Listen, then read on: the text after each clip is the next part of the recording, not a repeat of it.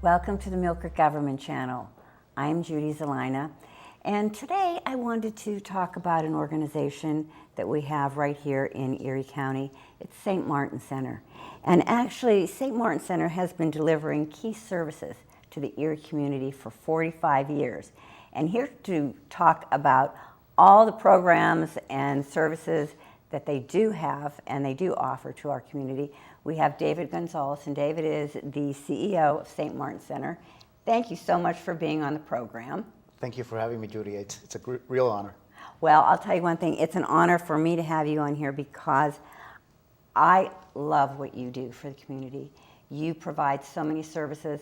I know I've talked with one of your employees, Dave Pesch, on housing, different housing issues.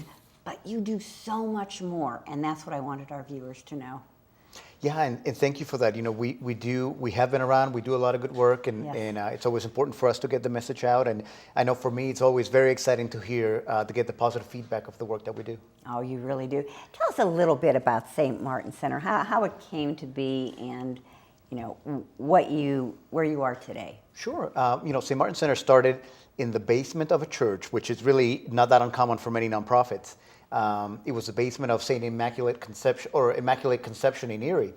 And some folks from the neighborhood realized there were some needs, folks that needed food, clothing, and those kinds of things, and they started serving those neighbors. And little by little it grew and eventually turned into an incorporated nonprofit called St. Martin Center, and we moved to our new location, to the location where we are now, but it was a newer location for us then on Parade Street. And then we continued with those basic needs services and added some other ones through the years. You know, when you think, a lot of people, when they think of St. Martin Center, right away they think, oh, it's for people that are homeless. They have, no home, no job. But you also you have an early learning center. We absolutely do, and you're right. I think folks sort of remember how St. Martin Center started, Right. but sort of have not. Look at how you've expanded. That's right, and so we do. We work with. We started with kids at 6 weeks of age, and we work with individuals all the way to senior citizens, and we work with individuals, families, individuals that have low income, and individuals that have moderate income. Sometimes we have individuals that have a six-figure income that just got themselves in a difficulty. So we really help and impact the whole family. Now, this early learning program that you have, what exactly do you do with the children? You know, we do, the Early Learning Center is a Keystone Stars 4 rated, which is the highest rating you can get from the Keystone Stars, All Department of Public Welfare. And the goal is to help kids get ready for kindergarten. So we serve about just under 130 kids. Most of them are for pre-K, although we do have some after school. And again, we start them at 6 weeks of age, and they go through a variety of skills, not just academic, but social skills. We have teachers that are, trained and certified to work with them in those key areas, and of course work with the parents as well to make sure that the gains that we have in the classroom carry into the home. One thing that really makes our learning center apart and makes it really special is that we have what's called continuity of care, and what that means is that our teachers accompany the children as they move from year to year. And so instead of getting a new teacher every year, our kids continue with the same teacher for 3 or 4 years, and it really helps with improving the communication with parents. It helps keeping track of outcomes. So we feel really a gem in the center city of Erie with our learning center. You really do. Now, where is this located? We are in Lovell Place. Oh, okay. Okay, so that's a big building that houses the Department of Public Welfare and others, but it's a different location than our main facility, which is on Parade Street. Okay. And then the children would go there all day? Like, is it from... We're there full-time. I mean, some kids are not there full-time, but yeah, generally we open, I believe, at 6:30, and we go till 6:30 in the morning till 5:30 in the evening. Primarily, it is a fee-for-service, but most individuals are covered through what's called CCIS, and so it's really reimbursement for working parents. And the kids go in and they have curriculum activities, they have lunch, they have field trips and lessons all geared toward making them ready for when they start kindergarten. We know that if it starts soon, they're really better placed for the rest of their lives. Boy, that is so true, because I'm here to tell you, by the time they get to kindergarten, there are so many things that are expected that they have to know at that point, or they get lost. Yes, and it's sort of become fashionable lately to promote and talk about early learning, but we've been doing it for quite some time, and it is not a daycare or childcare; it's a early learning center, Right. And we really work very heavily to make sure that these kids are safe, ready, and prepared for kindergarten in a stronger family unit as well. That is wonderful. What a wonderful program. Thank you. We're very happy about it. I know. So you not only do that, but you also work with people. You've got many different subcategories under housing counseling. We do. We have a housing counseling department, and what it is not a program to help individuals find housing or shelter. Or Oh, so you're not a realtor. We are not, but it is a housing counseling program, and the goal is to provide assistance, financial literacy, and preparing individuals for, I would say, two main goals. One, if they're eligible and qualified to buy a home, which we feel is a strong sign of financial stability. But the other piece is for those individuals that have a home, we want them to keep that home. And so we work with things like pre-purchase classes. We work with the individuals understanding the financial lending institutions, credit and debt. We have, for those individuals that, again, are sort of at risk, we do what's called foreclosure, loss mitigation. Very much work with lenders, any lenders, to help create a plan for individuals to either get a home or to be able to keep it. We work with a number of other nonprofits and referral agencies, and again, in an effort to support individuals so that if they're able and financially capable of buying a home, we want to help that process for them. It's for anybody who's bought a home, it's a lot of paperwork, it's complicated, and so we really want to help folks with that. Right. But we've also sort of started looking at this a little differently, and Dave Pesch certainly was very helpful in this understanding that financial literacy is a key. Even before home ownership. And so we're also working very hard with individuals to, before we get into the home ownership piece, to understand that, to make sure that they have good management of their financial, of whatever money they make, because it really doesn't matter how much money you have or make, but it's managing it well that really counts. And so we're really strategically working with folks a lot on the financial literacy angle, even before we get into the home ownership. Okay. Now, you mentioned about people with, that need credit repair. Mm-hmm. What is involved with something like that, a program like that? How would you take someone on and help them with that? Sure. Well, so I can give you a little bit of an overview, although I can tell definitely I'm not the expert. The staff. I will take an overview. The staff of the housing counseling can run it by you in much more detail, but really what it involves is getting the individual and a fuller understanding of what that means. I think sort of the general public understands that they have a credit score, but they don't really know how to use that and how to make it better. And so we, of course, their credits are pulled from the three groups that provide credit reports. We work with individuals in understanding how they got to whatever score that they have, and how to improve that, whether it be through managing their existing credit, through closing some accounts, opening certain accounts, all those pieces with the goal of helping that individual's credit go up, because that is a big difference in being able to buy a home or not have a home. So it really involves an understanding of what they have to date, and then working with individuals on a plan on how to get that number higher so that they can be more eligible and more financially stable. Predatory lending. I know that is a big part of what you do, working with people with predatory lending. How do you recognize if an individual has been subjected to that? Predatory lending, you're right, it's definitely one of the issues that we end up working with when it comes to helping individuals avoid foreclosure and those kinds of things, and a number of issues under fair housing. And so, many times what individuals are in financial difficulty, they come to see us, and of course what we discover is that their existing financial arrangements are not sound. Their interest rates are too high. The restrictions, the limits on how they pay, or the time frame in which they have to pay back, it is not reasonable. And many times individuals sort of got into these arrangements because they had poor credit, and so but they're being charged fees and interest in a way that really makes that makes them not able to continue to maintain this home. And so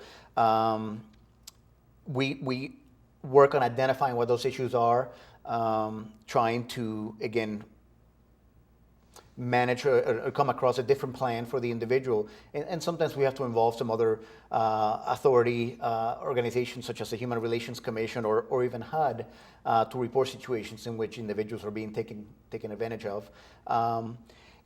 Sometimes it happens financially, sometimes it happens issues with discrimination and segregation and all those pieces. There's a lot of variables that are involved in predatory lending, which affect an individual's ability to keep a home. And it does too. And they don't even realize, of course, because they're so trusting. And Yeah, this is where financial literacy comes into play. Yeah, we've really discovered that managing money, it is just not common sense. Individuals have to be deliberate about budgeting, about spending less than they're making, about saving. And many of us did not learn about these things in school. So, we get to be grown-ups, and we have responsibilities and families and things, and don't always spend the money the best way that we can, and really gets us into a lot of difficulties. And so we just try to help with that, because it is just not as simple or common sense as one would think.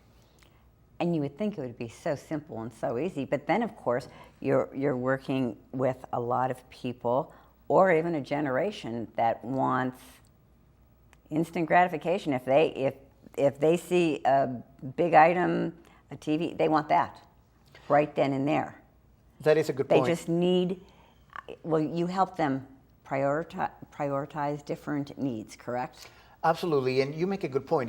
This issue about financial literacy is really more of a marathon and not a sprint. It is saving, and it's really, like they say about dieting, it's a lifestyle change. Yes, it is. And so you have to manage your finances and be deliberate about how, and monitor how you do it, because the cost of life goes up, and emergencies come up, and so we have to plan, and individuals need to plan for not just their expenses today, but for the future expenses. And it's just not easy. And I think if you, like you said, if you do this counseling and work with them, I think as they start saving and they see the money growing, it's a sense of accomplishment, like a diet. You're starting to lose weight, you're starting to look good, things that you're feeling healthier. With this, you're feeling healthier financially, so it's a good feeling. It builds on itself, Exactly. and our staff, as I said, they're really experts at this, and they're able to, we do a lot of group sessions in-house. We have a big facility where we can do these sessions, but we also do a lot of the one-on-one work. Some may call it coaching, where really help individuals navigate their specific life circumstances in an effort to, we're not working on helping anybody get rich, but being able to manage what it is that they have and Right. be safe and secure and provide for their families is what we work with. Right. And I do want to point out to viewers that I know I've talked with different employees of the St. Martin Center too, and one thing, you are there to help them get out of a financial mess or debt, credit repair. You don't judge. That's one thing I can tell you about St. Martin Center. They are there to help you. Nobody's going to judge you. Everybody's made mistakes. The smart person is the one that recognizes, I need some help here, and to come to you and ask the right questions, correct?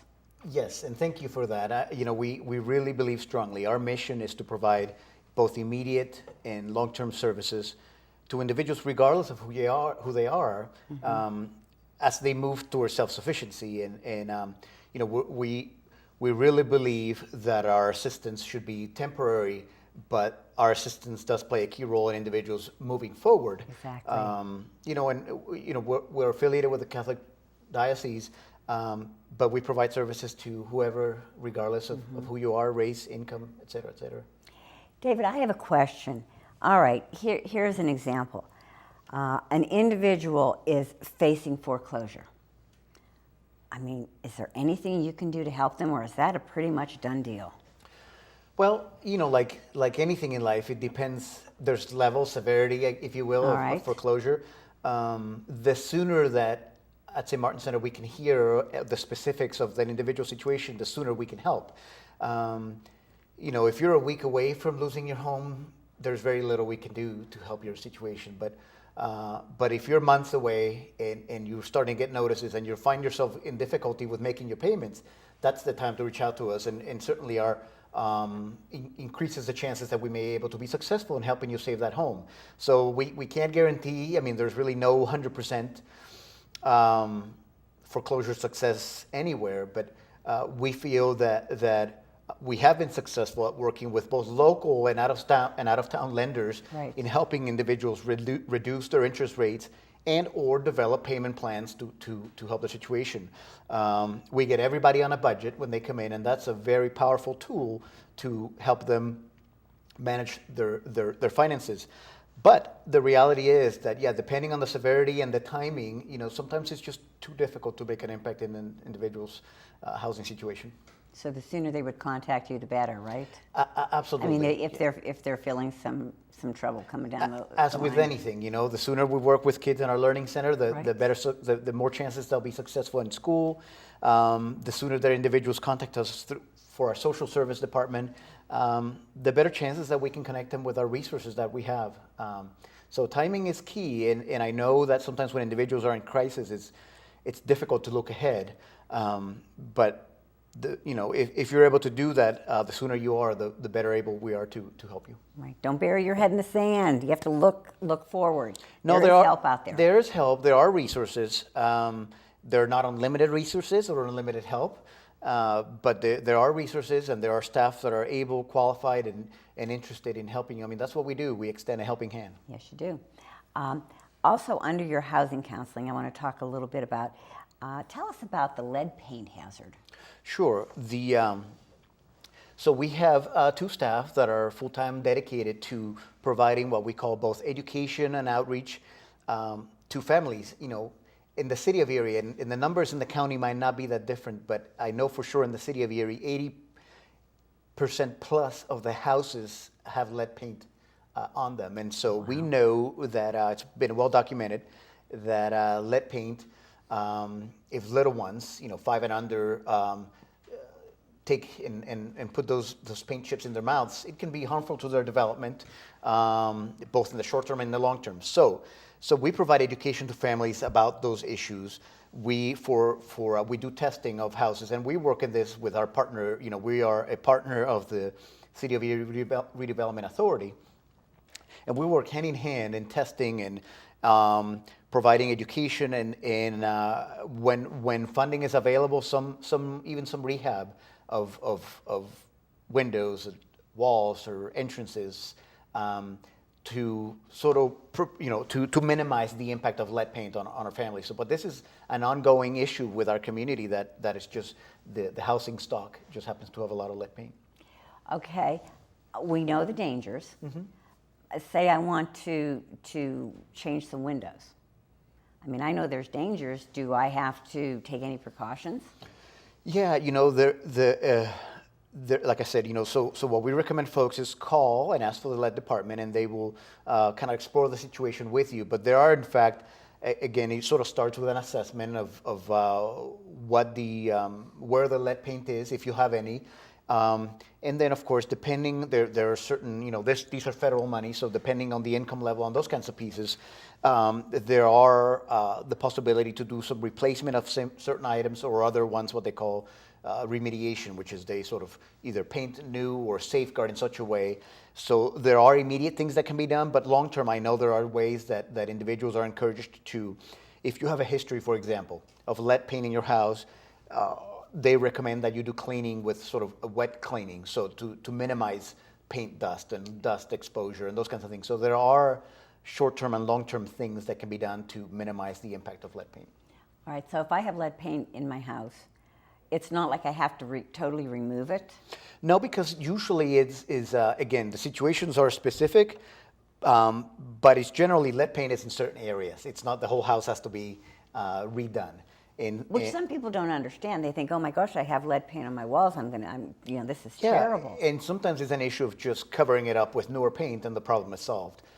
Sometimes it's an issue of replacing the windows. Sometimes, but many times it involves just replacing or covering the surfaces with new paint and or other materials, and then treating those walls or those surfaces differently from now on as to minimize exposure of the paint that's from behind. So it's the way to address it many times is by covering it up and protecting it rather than completely redoing everything.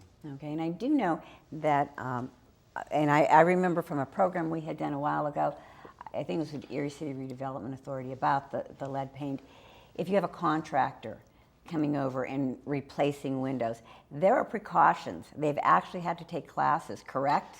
Absolutely, yes. And they have to take precautions? We do work with the contractors, but Do you? You're absolutely right. The City of Erie Redevelopment Authority trains they have a training program that comes from HUD, I believe, that trains the contractors on how to do the work with to address lead paint. So it's not just any contractor, but I know I can tell you from working with the Redevelopment Authority that they're always looking for new contractors that are interested in that sort of work, and then they become certified, and then they can bid on the jobs on all the many rehab jobs that happen throughout the county. How do I know if my contractor is certified if they're doing some home improvement and my paint is older than what year?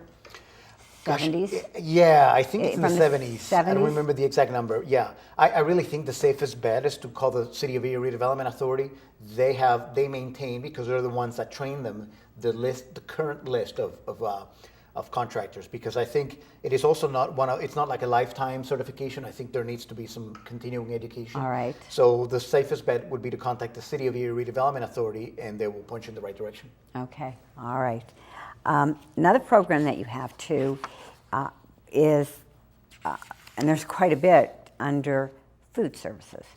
Yeah, we do have what we call food services, and this is different than our regular food pantry, which we have as part of our social service department. Food services really have two main services that we offer Monday through Friday. One of them is our partnership with Meals on Wheels. We are one of the providers of Meals on Wheels. We're a subcontractor in Meals on Wheels. So we provide meals Monday through Friday, hot meals for individuals, and their volunteers deliver them. And we also do frozen meals for the weekends for those that, these are sort of pay as you go. Mm-hmm. And then we do what's called also the Bishop's Breakfast, which is a hot breakfast for men and women. Many of them happen to be homeless, anywhere from 30 to 50 individuals Monday through Friday. We do a hot breakfast for them to get them started on their day. Okay. So, and to be eligible for any of your food programs, the Meals on Wheels, is that income-based or just need-based? Well, the Meals on Wheels, any individual who's willing to pay for the meals is eligible. Okay. But there are some age guidelines, and I would say Meals on Wheels would be the place to call.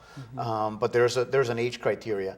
And then as far as the Bishop's Breakfast, anybody who comes to a church downtown will open and can receive that meal at no cost.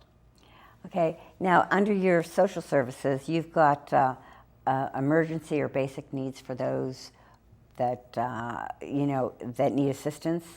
Yes, our social services, probably our most known program, serves the most clients as well. We see anywhere from some 6,000 to 12,000 individuals every year. Oh my gosh! And it's a full-time operation every day, Monday through Friday, hourly appointments, and we provide what we call these immediate assistance. And so that involves the food pantry, some referrals for clothing, rent.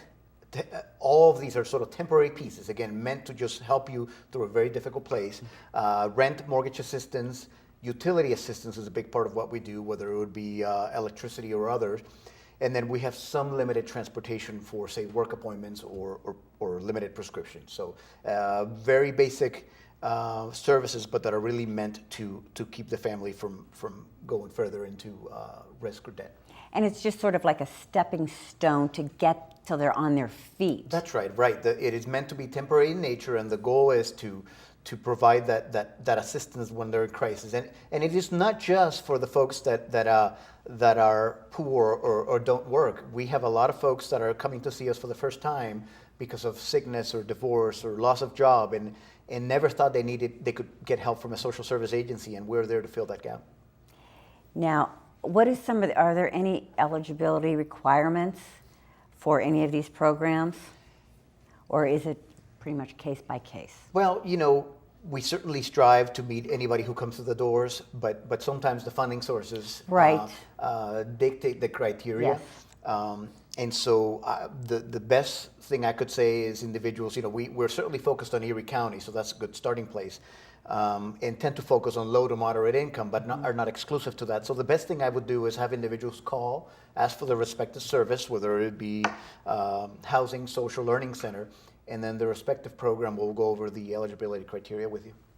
Now, I know that you provide these programs, but who are some of the partners that you also partner with on the different programs? Sure. We, as I said, we're affiliated with Catholic Charities. We're a United Way agency, have been funded by them for a long time.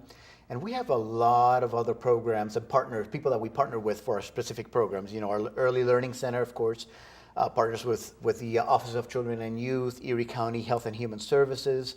Our social services works very closely with GCAC. And Penelec, for example, our housing counseling program works closely with the City of Erie Redevelopment Authority, as well as many, if not all, of our lending institutions locally, and of course our food service with the Meals on Wheels. And that's just a small list of our partners. Oh my goodness, you guys really do a wonderful job. David, our time is coming here to an end, and I really appreciate you being on the program. Viewers, if you have any questions, how can they get a hold of St. Martin Center? Our number, we have one number, 452-6113, and then certainly state your need, and the operator will assign you to the right program. And of course, we have a website, Facebook, and Twitter, and all those good things. But we are ready and all willing the to social help. media stuff That's right. going Yeah, there. we're accessible. Yes. So, if you have any questions, please feel free to give them a call. Check them out on their website too. It's an excellent website, wealth of information. Or if you know of someone who could benefit, if not you, someone that could benefit from their services, feel free to give them a call. Viewers, thank you for tuning in to the Mill Creek Government Channel. Until next time, have a wonderful day.